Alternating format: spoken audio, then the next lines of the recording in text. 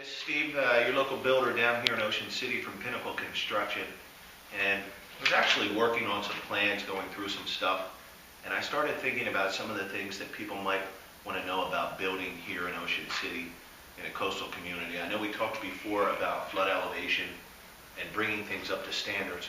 Today I'm going to talk to you about fire and the standards and regulations for having a building that's fire compliant here in Ocean City, New Jersey.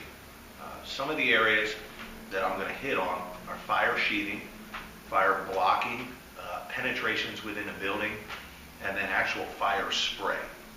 So with the fire sheathing, many of the buildings that we do here are essentially 22 feet wide on 3,000 square. So your setbacks on each side are going to be about 4 feet on the left side and 4 feet on the right side. Anything under 5 feet is going to require you to have FRT sheathing, which is fire sheathing on the building. Anything over 5 feet, it's not required, so you can use standard half-inch or you can use half-inch OSB. So fire sheathing on the side of the building. And the reason for this, obviously, is because they're trying to contain the structure. If something happens that's unsafe and fire breaks out in the building, or heavy heat breaks out in the building that could start fire, they want to contain it as best they can to one area, as opposed to, because of the close proximity with buildings on the blocks, they don't want it spreading down the block.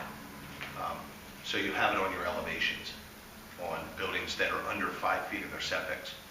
Also on the undersides of the decks, we spray, which is FRT Spray. It's an actual paint that we put on the underside of the decks, and in the front and in the rear, and then the rafter tails of the building.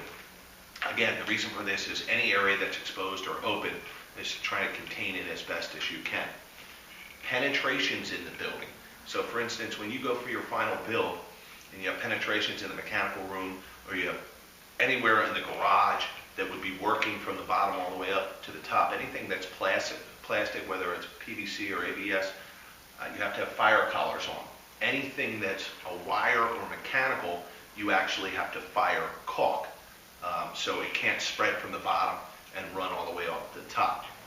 Even the pilings in the garage, so if you have a seam at the top of the piling, you have to fire caulk that to comply with the standards base. You can't use fire foam, you have to use the fire caulk. On the inside of the building, in the bays of the building, when we're doing the framing, you have all of your fire blocking running perpendicular to the vertical studs. This is the sense in the walls and on the soffit area of the building. Again, to contain it as best as you can to keep it in one area.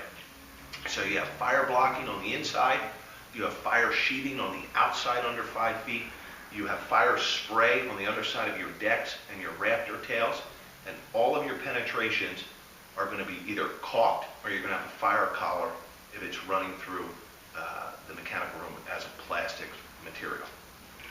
So again, just a little bit about fire, about how we're here compliant with our buildings, how we're up to standards and regulations of the stuff that we're doing here in Ocean City. I hope all's well, and call me if you need anything.